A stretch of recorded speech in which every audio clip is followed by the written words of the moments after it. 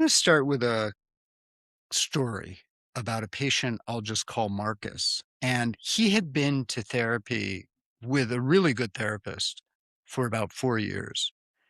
And Marcus's issue was he had panic attacks and he had insight into the panic, where it had begun, how it had been shaped, his early experience, which caused his nervous system to organize in the particular way that it did around particular threats. And he could trace it very precisely. One day he looked at me and said, I understand all of this and know why it happens. So why is my body still allowing it to happen? The question, why does my body still think it's happening, is what this episode is built around. Understanding changed the explanation, but it didn't change the panic. And his nervous system was still running the same threat model that it had always run. And this isn't because therapy failed. I want to be really clear about that. It's because therapy has worked on a level where insight operates, and the panic doesn't live at that level. It lives at a different level. This episode isn't an argument against therapy, any kind of therapy, by the way. Good therapy is one of the most valuable things a person can do.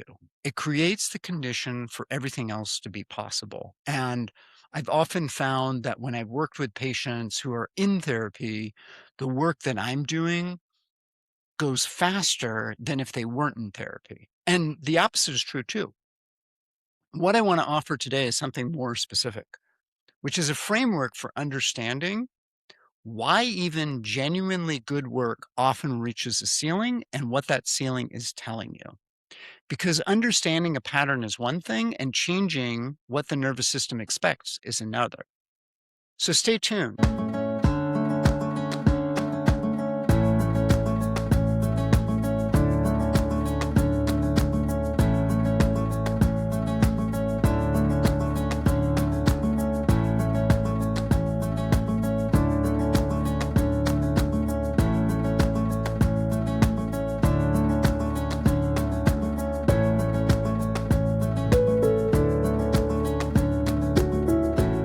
Hello and welcome to Ask Dr. Gil. I am your host, Dr. Gil Winkleman. And today on the podcast, we're talking about levels of treatment and making sure that we're working in the right place. So here's the framework that I want to discuss. Every intervention works at a particular level, and every pattern lives at a particular level. Healing accelerates when those match. And it doesn't matter what the level is and what the treatment is.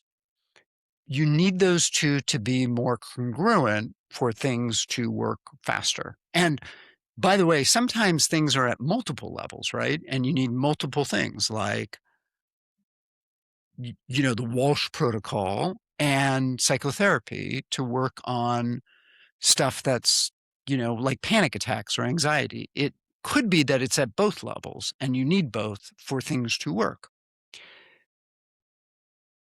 The issue is that when we focus only on, say, insight as the primary mechanism, where we have understanding, interpretation, making the unconscious conscious as the main tool, we run into issues if the problem is in a different place. And it's great that you have those insights. And sometimes those insights allow you to not react as much, right? Some of the therapeutic modalities work at multiple levels simultaneously. And this episode isn't a critique of any of them. It's more that I want to discuss the levels where the attention is and whether the current work is reaching it and how you know that. So the first level is physiologic. And I think that this is important to recognize. And by the way, this is where much of the advertisements that you receive if you watch TV are focused on. And I would argue that a lot of illness, including physical illness, is not originating at this level. I'm not just talking about other people's work. I'm also talking about what I do, because a lot of the things that we have in naturopathic medicine and in mainstream medicine do not touch the right level. So, in terms of patterns living in the body, oftentimes, if we're looking at it from a psychological point of view, it's that the pattern actually is based in the body's predictive analysis of the world. Stress response can activate before someone is consciously aware that something is happening. In other words, there's a baseline physiologic arousal that runs, and it looks like a personality trait, but it's actually a nervous system state. For example, there could be a sleep architecture that creates the conditions where the body doesn't fully restore because the system is staying alert throughout the night. These patterns operate at a level that is not about conscious understanding. And this is where Marcus's panic was. He could trace it perfectly, but his body was still living in a threat state because that hadn't been restored by changing his narrative. And oftentimes we store the narrative, the history, or even our ancestral history in our nervous system pattern, in the autonomic nervous system. His model was built through repeated experience, and understanding changed the explanation, but it didn't change how his body was predicting the world. Insight often changes physiology indirectly, by the way. And for many people, that indirect change is sufficient. That understanding can allow the nervous system to reset. But some presentations require interventions that engage physiology more directly.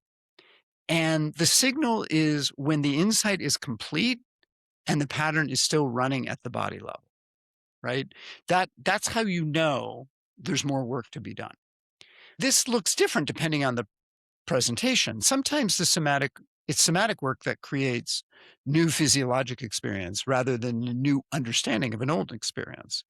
The nervous system encounters something different and then it reorganizes around it, right? This is I've talked about this on other podcasts. This is the work of Peter Levine and others, where you can reorganize the body and it's almost like you shake it out of your system.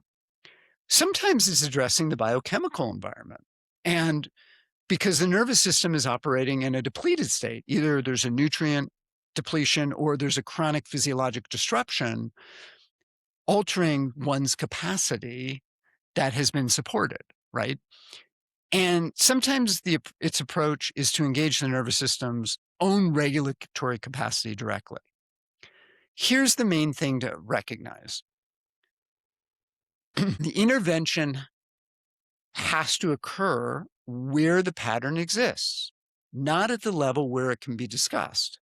And Marcus didn't need a better explanation. He needed to experience something that allowed his nervous system to reset. Understanding changed the story, but it didn't change the body's reaction. The second level is relational. Now, this is a ceiling that is definitely more subtle, and oftentimes the therapy is actually working, but we don't see it right away because of the nature of the relationship. And I want to spend a little more time here because I think it's overlooked, I'll just say. Oftentimes the psychotherapy was initially called the talking cure, but maybe a better way of describing it is the listening cure, because it's the ability to engage with a person one-to-one that allows for healing. Now, sometimes that is not sufficient, by the way. Sometimes it needs either the romantic relationship or the parent-child relationship, whatever it is, to allow for the healing to occur. The reason is some wounds formed in relationship require a relationship to complete the healing. Now, this isn't a critique of therapy. Like I said, therapeutic relationship in a good situation is genuinely healing for a lot of people. The ceiling here is very specific, though. Attachment wounds that formed in the earliest relational environment left the nervous system with a working model of what relationship is, what to expect, what is safe to need, what is safe to ask for, what needs to remain hidden, what needs to remain managed. Understanding how that formed is valuable, but updating the model requires the understanding alone cannot provide. Repeated relational experience that contradicts the model's predictions. And this is where having a good, secure relationship allows for those systems to be updated. The nervous system learned what to expect from relationship through relationship, right? It then needs to update through a more healthy version of that relationship. The revision requires the same medium as the original learning. And the nervous system also encodes learning in context. Safely experienced in one relationship doesn't automatically generalize to another. It's actually an interesting thing that I'll just say here real quick. If you look online, there's some quizzes around attachment theory, what your attachment state is, secure, avoidant, anxious. And oftentimes, what I've talked to clients about this, if they take that test thinking about a particular person, it changes their relationship attachment. So sometimes there is a context as well in terms of who you're in relationship with. And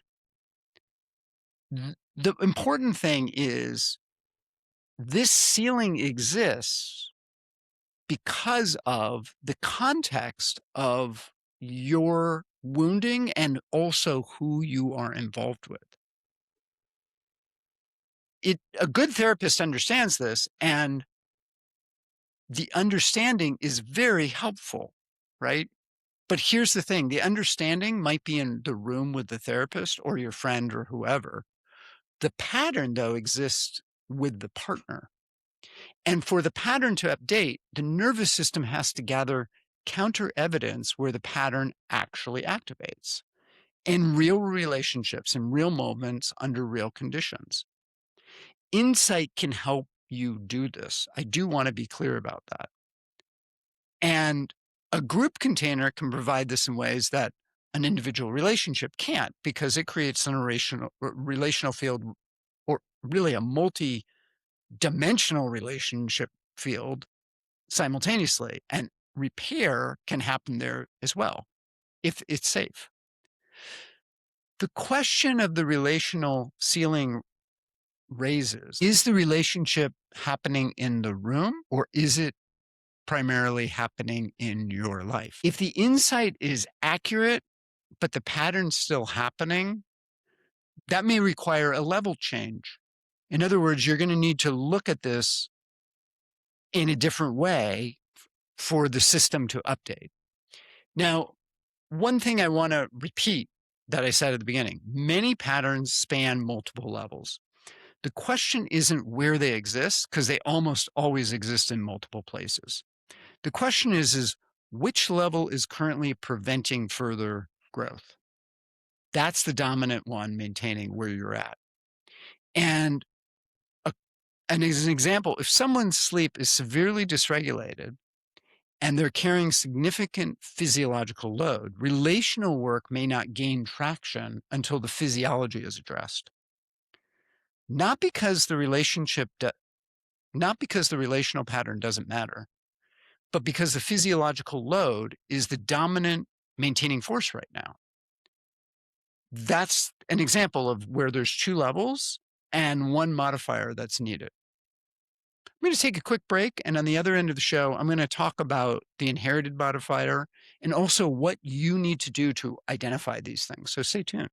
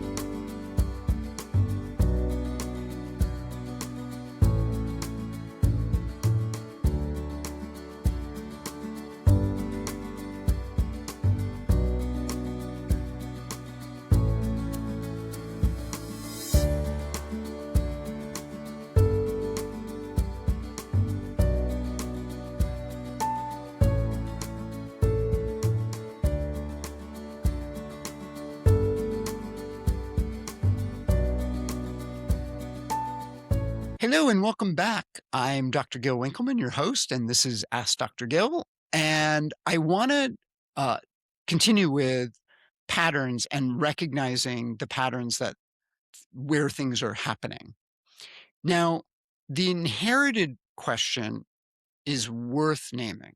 And before we go deeper, I want to talk about this because some people have physiological issues, some people have relational issues, but some of the patients that I've talked to have patterns that existed before, in a sense, before they were even born. If you didn't listen to last week's episode, the important point here is simply that some people arrive with patterns before their own conscious history begins. I covered the mechanisms in detail last week. There are three patterns basically that can move across generations. The nervous system can be conditioned by the relational environment during infancy, or there's epigenetic susceptibility that alters the terrain, or there's learned templates that might have been absorbed from watching the adults around you before you had language to understand what you were seeing. The inherited modifier doesn't add a third level necessarily, but it explains why some people arrive at the physiologic and relational levels with certain patterns already running, patterns that predate their own conscious history. And this could have been another factor with Marcus, by the way. He could have been having panic attacks because someone in his lineage had panic attacks. And no amount of insight therapy would have figured that out, right? When the inherited dimension is present, the level matching question becomes, is the current work reaching the level where the inherited pattern is operated? An inherited epigenetic susceptibility that expresses physiologically requires physiologic intervention. And an inherited attachment template that operates relationally requires relational counter experience. The inheritance modifies the level, but it doesn't necessarily create a separate one. But it can. So how to tell which level is yours? Well, the matching principle is only useful if you identify the level your pattern is operating at. So here are some questions to think about. In terms of physiology, does the pattern activate before you have awareness of it? Does it arrive in the body before the mind has registered a threat? Do you understand the patterns precisely and still notice the body doing the thing your mind already explained? If yes, the pattern likely is in the physiology. And understanding it is valuable, but not sufficient. A sign this may not be the primary level if the pattern only appears after prolonged rumination, if it builds through thought rather than arriving before thought, the physiology level may not be primary. I'll give you an example. I've worked with a lot of kids who have unexplained outbursts and rage. They don't know what's going on. It just happens. That's not necessarily a behavioral issue, although behavioral training can help, but often that's in the physiology. That could be a sign of pyral disorder. The relational question, does the pattern activate most strongly in specific relationships, particularly close ones?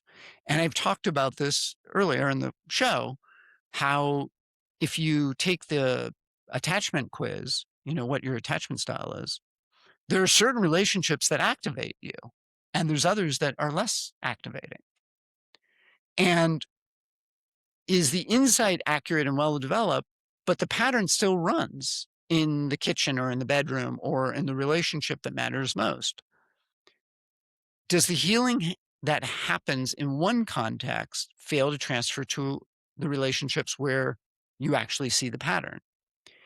If yes, the relational issue is probably the most direct, right? Not more understanding of your history, but actual relational experience that begins to reorganize the nervous system state. And a sign that this isn't the primary level is if the pattern shows up equally when you're alone or when you're with others. The relationship may not be the issue. The third question is about the inherited states. Does the pattern feel like it predates anything in your history? For example, fear response disproportionate to anything in your experience? Or do you recognizing running in previous generations? Do this is what they found with Holocaust survivors, that people had claustrophobia, for example, and this fear of confined spaces, even though they'd never been locked in a closet or anything like that. Well, their grandparents had been. And if yes, this may be where you need to work on the pattern. When people stop asking the question, why isn't this working? And ask, what level am I working at? This changes your relationship to the experience. Not because the previous work was wrong, but the question itself is more useful. And one other thing about the question, there's a category that doesn't reduce cleanly to any of the levels, which we discussed in which has to do with things that happen through prayer or surrender or collective practice, because they've seen that too. And don't ask me to explain that. I mean, you can listen back to the podcast on spirituality, but there is something there that is beyond what science can explain. And some people experience change through these pathways that the physiologic and the relational frameworks don't account for. There's research to support this, by the way, but I think that there is a certain amount of awe and humility that I have regarding this, that in a way, I don't really want to understand it because it's so beautiful and I just live in awe around it.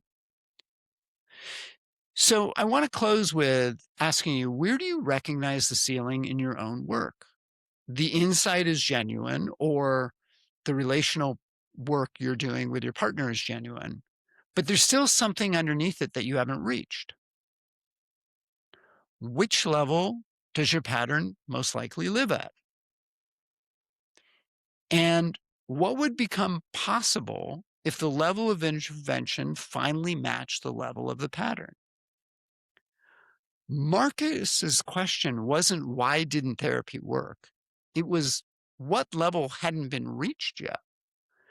And that changed the outlook, because the ceiling isn't a failure, it's a map.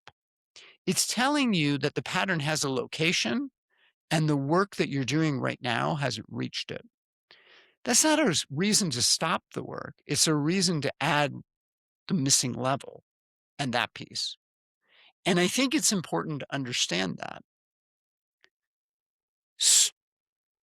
So a couple of things. Once you understand the matching principle, the next question becomes obvious. What would it look like to bring all three levels into work at one time over enough time for the dominant maintaining level to shift?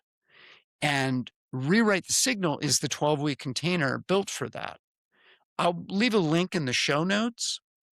And I also want to just remind people about the quiz, which is also in the show notes. And if you like the podcast, please share that and put in a like. And also, you can find out more about episodes and what I'm doing on Instagram. There's a mailing list as well. Thank you so much for joining me. I really appreciate it. And I will see you next time.